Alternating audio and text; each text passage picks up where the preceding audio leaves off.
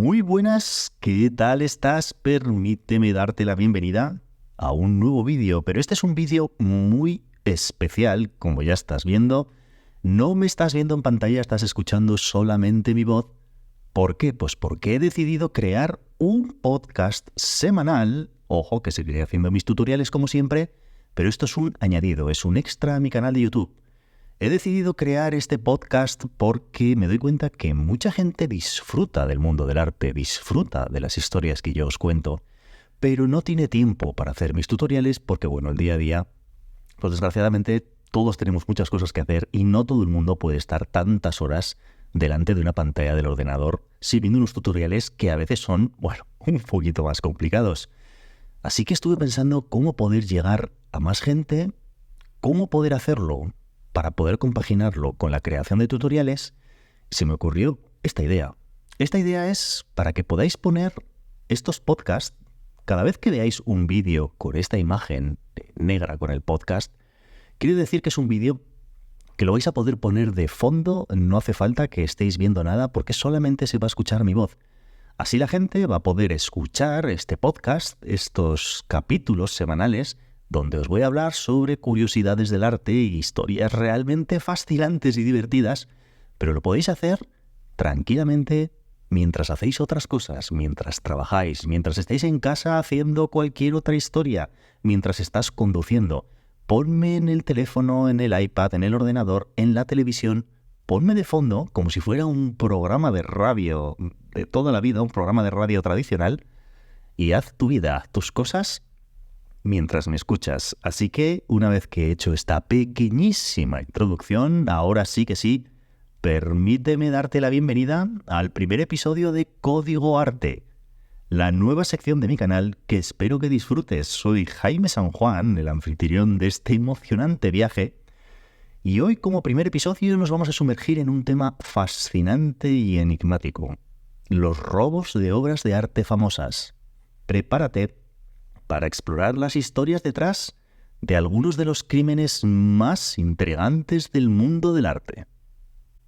En el primer segmento hablaremos de los robos más famosos. Comenzaremos con una mirada a algunos de los robos más famosos de la historia del arte. Desde el robo del Guernica de Picasso hasta el famoso atraco al Grito de Munch, descubriremos cómo estas obras maestras fueron robadas y, en algunos casos, milagrosamente recuperadas. En el segmento 2 hablaremos de ladrones maestros del arte. En este segmento exploraremos el perfil de algunos ladrones maestros del arte, cómo planificaron y ejecutaron sus audaces robos. Descubriremos las tácticas y astucias utilizadas por estos criminales para evadir la seguridad y llevarse consigo piezas invaluables. En el segmento 3 voy a hablar sobre obras que permanecen desaparecidas. Aunque muchas obras robadas han sido recuperadas, algunas siguen desaparecidas, así que analizaremos el misterio detrás de estas piezas perdidas, cómo han afectado al mundo del arte y las teorías que rodean su paradero actual. En el segmento número 4 hablaremos del mercado negro del arte. Obviamente, si no hay un mercado negro, no hay robo del arte. Así que te pido que te sumerjas conmigo en el oscuro mundo del mercado negro del arte, donde descubriremos cómo las obras robadas a menudo encuentran su camino hacia el mercado clandestino y cómo este submundo opera de manera intrigante y clandestina. Después, en el segmento 5, hablaremos de casos resueltos y recuperaciones asombrosas. Cerraremos el episodio destacando algunos casos resueltos y recuperaciones asombrosas, desde devoluciones voluntarias hasta operativos policiales que parecen sacados de una película de acción. Estas historias demuestran que a veces el arte regresa a su hogar de maneras inesperadas. En fin, ¿qué te parece si nos sumergimos en este fascinante mundo de los robos del arte? Ponte cómodo, prepárate un buen té o un café y vamos a empezar. Vamos a sumergirnos en uno de los eventos más audaces y enigmáticos en la historia del arte, el robo del Guernica de Pablo Picasso. Y ojo que no es un cuadro precisamente pequeño, este icónico mural, que es una poderosísima representación del sufrimiento durante la Guerra Civil Española, fue el blanco de un robo que conmocionó al mundo. Corría el año 1974, cuando un grupo de criminales decidió llevar a cabo el plan más audaz que se había hecho hasta ahora en el robo de obras de arte, que es robar una obra de estas características y tamaño en el Museo Reina Sofía de Madrid. Su objetivo no era otro, la obra maestra de Picasso, que había sido donada al pueblo español por el propio artista. A ver, imaginad el escenario. Una noche tranquila, las luces del museo apenas parpadean, los ladrones, hábiles y meticulosos, eluden los sistemas de seguridad de la época, que bueno, estamos hablando de 1974, pero bueno, había algo de seguridad, bastante seguridad, no tanto como ahora, pero había seguridad. Pero, ¿cómo lograron evadir estas medidas de protección para llegar a una obra de tal envergadura? Pues la verdad es que la respuesta a esta pregunta sigue siendo un misterio al día de hoy. Lo que sí que sabemos es que estos delincuentes lograron hacerse con el Guernica sin dejar un rastro aparente. Es una pieza maestra que representa el dolor y la brutalidad de la guerra, desapareció sin dejar rastro alguno. La verdad es que parece un episodio de La Casa de Papel o de la nueva serie de Berlín. Es un robo fascinante. El caso es que lo que ocurrió después del robo es casi tan intrigante como el robo en sí mismo. Pero es que fue un robo por encargo, fue una declaración política, ¿hubo alguna negociación para su devolución? La verdad es que estos interrogantes, estas preguntas todavía flotan en el aire. Lo que sí que sabemos es que el Guernica terminó regresando al Museo Reina Sofía, pero el caso es que el regreso del Guernica al Museo Reina Sofía, después de su robo en 1974, fue un acontecimiento lleno de intriga y negociaciones, muchísimas negociaciones. Pero los detalles exactos no están del todo claros, obviamente debido a la naturaleza reservada de algunas de las transacciones, pero sí que se sabe que la obra fue recuperada y devuelta al museo de manera relativamente clandestina. Después de su robo, el Guernica se convirtió en una pieza codiciada y notoria. La obra estuvo desaparecida durante un periodo de 6 años.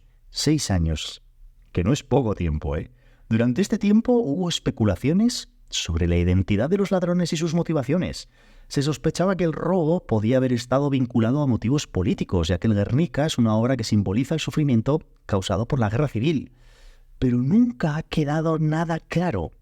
Nadie dijo ser el autor material del robo. Así que todo estaba confuso, todo estaba en el aire. Nadie sabía exactamente qué había pasado ni por qué se había robado esta icónica obra de arte. Pero en 1981 se produjo un giro inesperado de los acontecimientos y agentes de la policía española recibieron información sobre el paradero del Guernica. ¿Quién dio esa información? ¿Por qué la dieron? ¿Hubo negociaciones previas? Es un tanto oscuro esta historia. El caso es que después de intensísimas negociaciones y en circunstancias que aún son objeto de debate, la pintura fue devuelta de manera anónima al Museo Reina Sofía de Madrid. El regreso del Guernica fue celebrado como un triunfo cultural y un momento de alivio para el mundo del arte. Pero la verdad es que a pesar de que la identidad de los ladrones y los detalles exactos de la devolución de la obra aún pueden ser desconocidos, el regreso del Guernica marcó el final de un capítulo oscuro en la historia del arte y reafirmó la importancia de preservar y proteger las obras maestras que tienen un significado cultural y social profundo. Ahora mismo la pintura se exhibe con gran orgullo en el Museo Reina Sofía, donde el público puede apreciar su impacto histórico y artístico. Si no has visto esta obra en vivo, te recomiendo que la veas, porque es absolutamente espectacular. Y más sabiendo ahora que esa obra, que ya te digo que es enorme, esa obra fue robada. ¿Y qué se tuvo que pagar para devolver esa obra? ¿Qué negociaciones se hicieron? ¿Quién dio el chivatazo? ¿Se arrepintió el ladrón? ¿Realmente fue un acto político que se les había ido de las manos? ¿O tal vez los ladrones no encontraron comprador para esa obra y entonces no les quedó más remedio que devolverlo pactando que no se tomaran medidas en su contra? La verdad es que eso no se sabe ni creo que se sepa nunca. Pero quería iniciar este primer robo de obras artísticas con esta historia tan fascinante. Pero la verdad es que el caso del Guernica no fue ni muchísimo menos el único robo del arte en el mundo del arte. No, ni de broma, ha habido muchísimos más robos muy famosos y también con giros inesperados. Me gustaría hablaros también en este primer episodio. Digo que este es un primer podcast, un primer episodio donde vamos a hablar un poquito de manera genérica de estos robos. Si os interesa muchísimo algún caso en concreto, me encantaría que pusierais en la sección de comentarios sobre qué queréis que hagamos un podcast, porque ya os digo que hay material de sobra para hacer un podcast específico de cada uno de estos robos. Pero estos son, como si dijéramos, los robos más genéricos. Así que permíteme ahora hablarte de otro de los grandes robos de la historia del arte, que es el caso de El Grito, de Edvard Munch. Corría el año 2004 y la Galería Nacional de Oslo albergaba esta pintura magistral que encapsula la angustia y la desesperación. Si no lo conoces, es un cuadro fascinante que a mí, por lo menos, me puso los pelos de punta cuando lo pude ver en persona. Era un cuadro tan reconocido a nivel mundial que su robo dejó al mundo artístico y a la sociedad boquiabiertos. ¿Cómo alguien podía atreverse a robar una obra tan emblemática? Ojo, que estamos hablando del 2004, ya no es 1974, ni hace 20, 30, 40 años. No, estamos hablando de algo relativamente reciente, con unos niveles de seguridad mucho más elevados.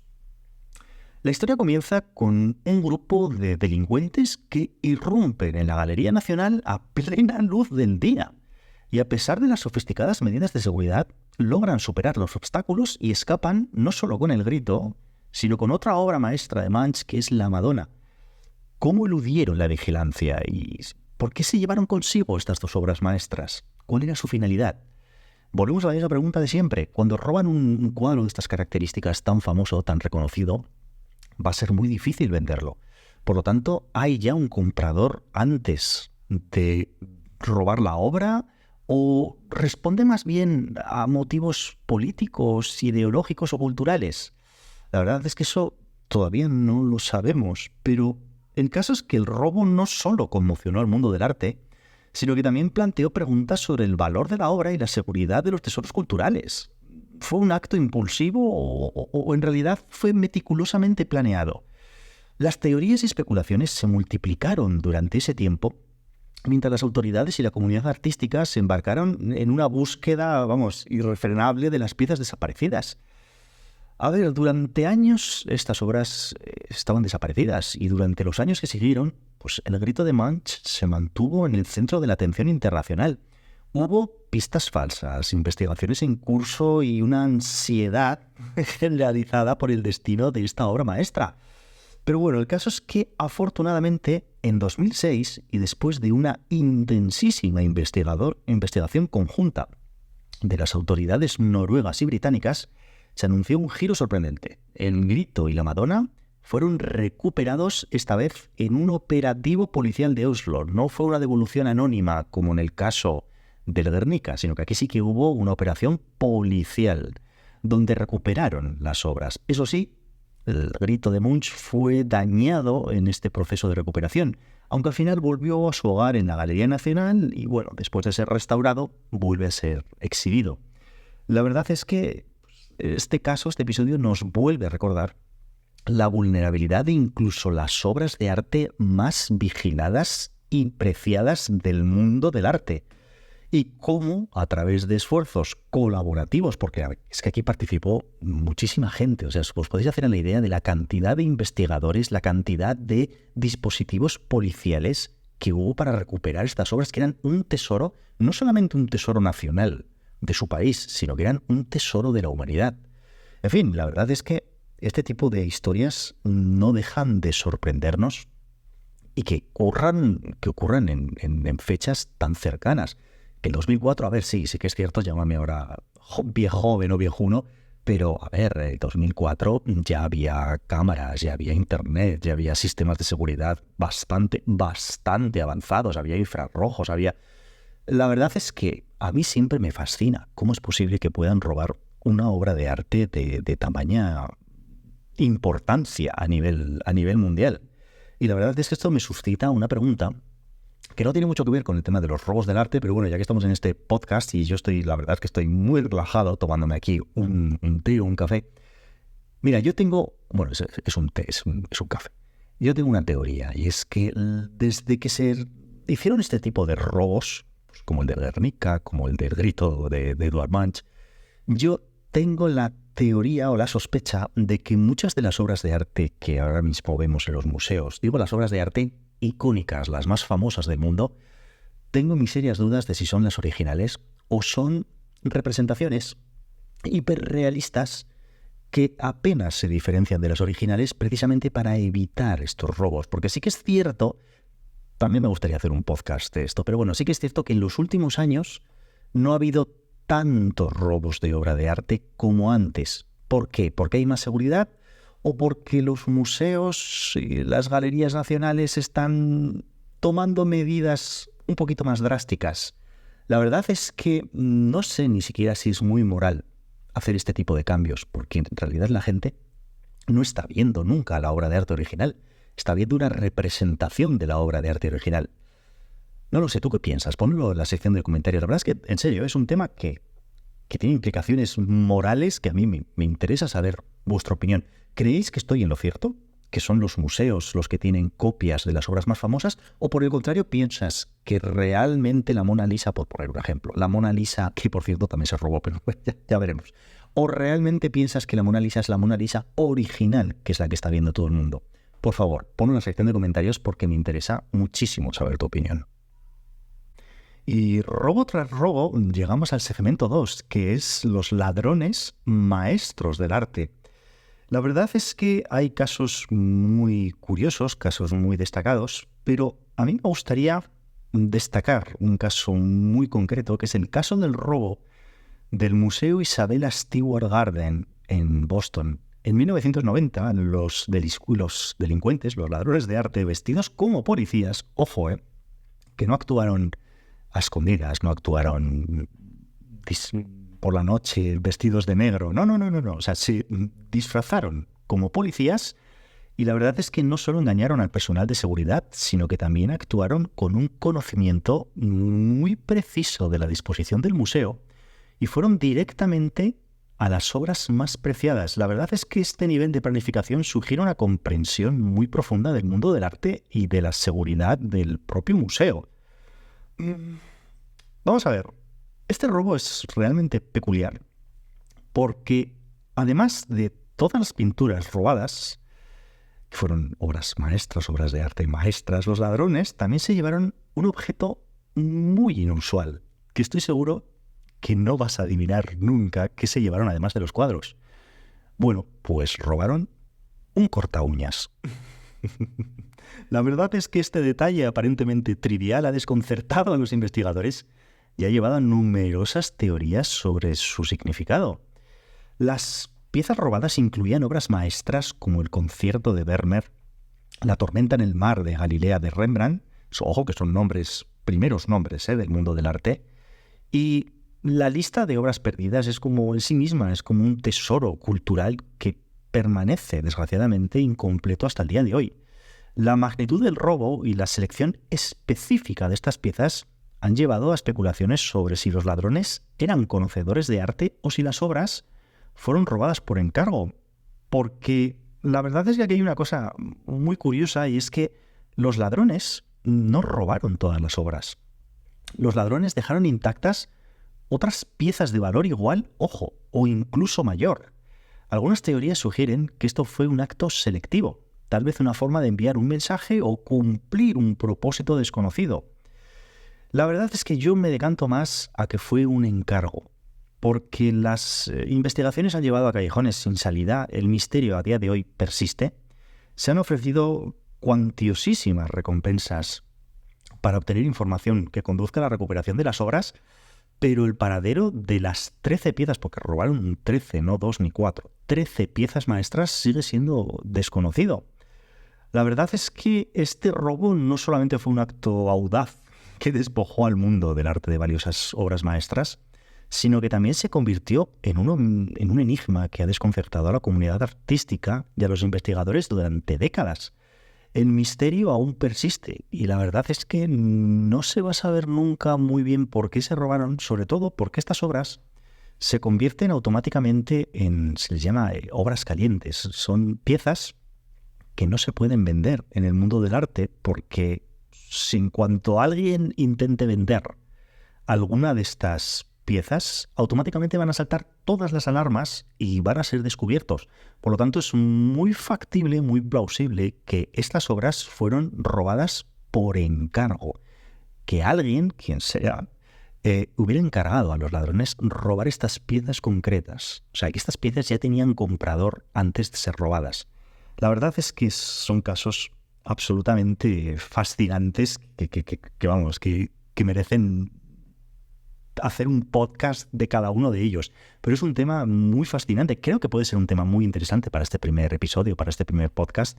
Y además, hablando de los ladrones maestros de arte, donde os he comentado este robo, donde las piezas siguen desaparecidas, pues la verdad es que aunque muchas obras robadas han sido recuperadas, algunas siguen completamente desaparecidas. Así que esto nos lleva al segmento 3 de este podcast, que es obras que permanecen desaparecidas. Así que vamos a analizar el misterio detrás de estas piezas perdidas y cómo han afectado al mundo del arte y las teorías que rodean su paradero actual.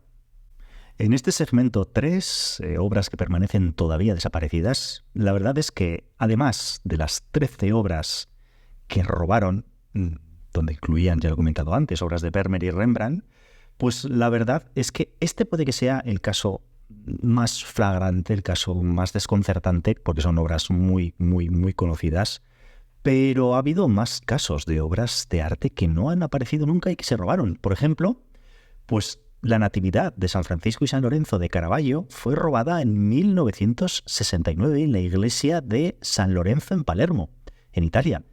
Esta obra maestra barroca, que es una obra impresionante, llena de dramatismo y luz, se esfumó de la escena artística y su paradero actual sigue siendo un enigma. Otro ejemplo fascinante es Concert, una pintura de Vermeer, que por cierto tengo un vídeo en este canal donde hablo de un falsificador de Vermeer, pero en este caso es una obra original. Pues esta obra, Concierto, pues desapareció durante la Segunda Guerra Mundial. Muchas obras desaparecieron durante la Segunda Guerra Mundial, primero por el expolio nazi, y después porque no se sabe muy bien si muchas fueron recuperadas o no, o en el caso de que fueran recuperadas, tampoco sabemos si hay intereses ocultos de coleccionistas de arte muy famosos o coleccionistas de arte con mucho poder adquisitivo que estaban dispuestos a pagar por obras de arte para que no volvieran a ver la luz nunca más. A ver, estos casos son solo la punta del iceberg en este fascinante mundo de obras maestras perdidas. La incertidumbre que rodea estas piezas pues no solo intensifica su atractivo, porque realmente en cuanto una obra es escasa, en cuanto algo ya no está, automáticamente adquiere más valor, sino que también, pues lo vuelvo a remarcar, destaca la necesidad continua de los esfuerzos nacionales e internacionales para la recuperación y, ojo, protección de nuestro del patrimonio artístico mundial. Es realmente necesario que no vuelvan a ocurrir este tipo de cosas. Desgraciadamente seguirán ocurriendo, como no. Y ojo, me da la sensación de que ahora mismo es muy probable que haya habido algún robo del que el museo o el dueño es consciente, pero no ha dado parte por temas de seguros. Pero eso es que ya te digo, a ver, yo estoy aquí súper relajado, hablando con vosotros, tomándome este café. Y es que este podcast me está llevando a otro tema y a otro tema y enlazo con otro tema y otro tema. Pueden dar lugar a historias realmente fascinantes. Pero bueno, la verdad es que en esta sección, porque si no duraría demasiado el podcast, en esta sección de obras que permanecen desaparecidas quería mencionar estas que he mencionado a continuación, pero vamos, que ya te digo que hay muchísimas, muchísimas más y las que todavía no sabemos. Y esto nos lleva de lleno al mercado negro del arte, nuestro cuarto segmento, la cuarta sección de este podcast. La verdad es que te doy la bienvenida a las sombras del arte. En este segmento nos vamos a aventurar un poquito en el intrigante y clandestino mundo del mercado negro del arte. Es un submundo donde las obras robadas encuentran un refugio, a veces, entre coleccionistas clandestinos y traficantes con apetitos realmente insaciables por las joyas artísticas más preciadas. Como os he comentado anteriormente, el caso de Concert de Vermeer fue robado durante la Segunda Guerra Mundial y hay claros indicios de que esta obra pudo haber sido introducida en el mercado negro, donde su autenticidad se convierte en una moneda de cambio en operaciones secretas. Porque dentro del mundo del arte, dentro del mercado negro del arte, tenemos que hablar también de las falsificaciones, porque al no haber un notario, al no haber un sistema, como si dijéramos, legítimo y legitima, ay Dios, necesito el café. Al no haber un sistema legítimo que diga que una obra de arte es válida o no es válida, o es auténtica o no lo es, la verdad es que eso hace que el comprador no sepa lo que está comprando. No sabe si la obra de arte que está comprando es original o es una falsificación. A ver, ¿quiénes son los actores de estas transacciones clandestinas? ¿Cómo pueden eludir la atención de las autoridades y expertos en arte? ¿Cómo se puede mover una obra de arte en este mundillo, en este submundo de mercado negro de arte? La verdad es que, como he comentado anteriormente, este mundo del mercado negro del arte está tan lleno de obras originales robadas en diferentes eventos, no sé, en diferentes acontecimientos de la historia del arte, como de falsificaciones. Ojo, falsificaciones tan magistralmente elaboradas que no se sabe si son originales o no. Son obras que a primera vista pueden engañar incluso a los ojos más entendidos. Ya comenté en este canal de YouTube, tengo un vídeo sobre el falsificador de Vermeer, que en sí mismo era un maestro, que sus obras de arte engañaban a todo el mundo, y esas obras de arte estaban muy metidas en el mercado negro del arte, en este submundo, en este mundo tan turbio de este tipo de obras de arte. Porque la verdad es que ¿quién puede comprar una obra de arte? ¿Cómo se desarrollan estas transacciones? ¿Qué lleva a alguien a comprar esta obra robada?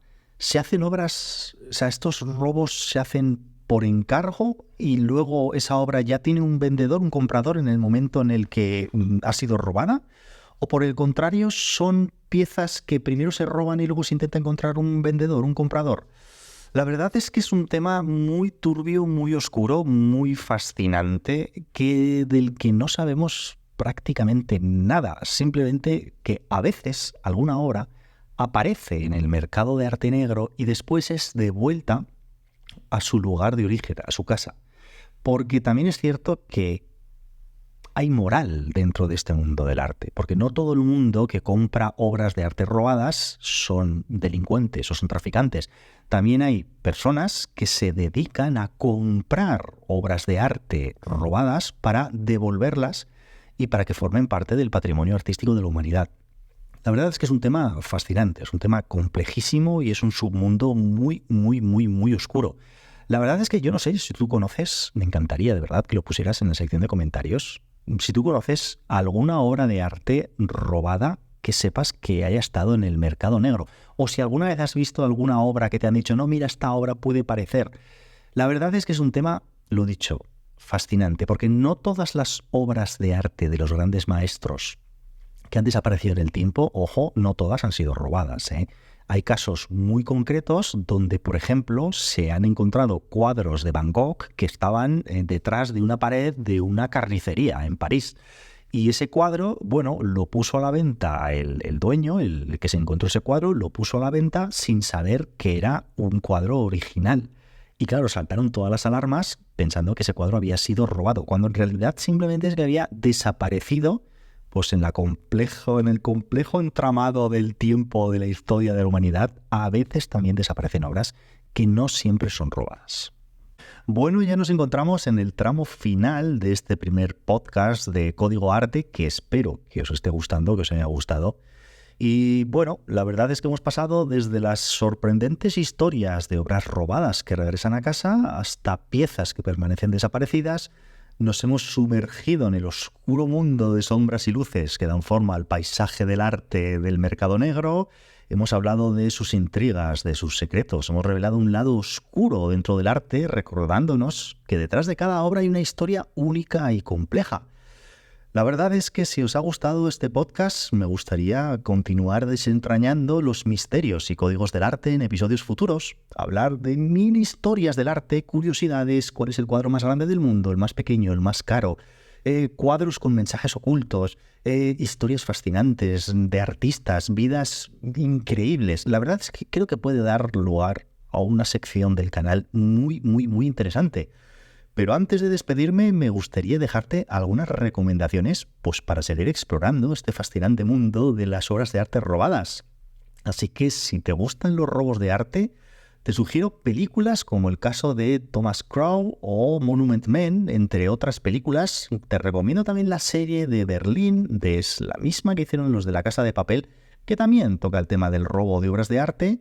O, si prefieres sumergirte en el maravilloso mundo literario, te recomiendo La falsificadora de arte de B.A. Safiro o, por ejemplo, El jilguero, que también me gustó mucho, de Donna Tartt.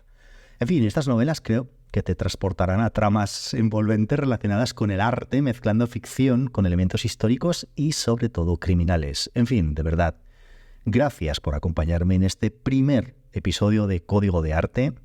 Si te apasiona descubrir los secretos del arte, no te olvides de suscribirte al canal y sobre todo darle un like para saber si realmente este tipo de contenido, este podcast, gusta o no gusta. En fin, espero que este sea el primero de muchos capítulos, de muchos podcasts donde lo he dicho al principio. Por favor, ponme de fondo, haz tus cosas, trabaja, haz deporte, pasea por la calle, escúchame mientras estás conduciendo, haz lo que quieras mientras me escuches, pero creo que puede ser interesante, puede ser algo un poquito nuevo, un poquito diferente en mi canal, que además creo que va a llegar a más gente. En fin, lo dicho, no me enrollo más, esto pasa como con los tutoriales, no me enrollo más, que si no esto se hace demasiado largo.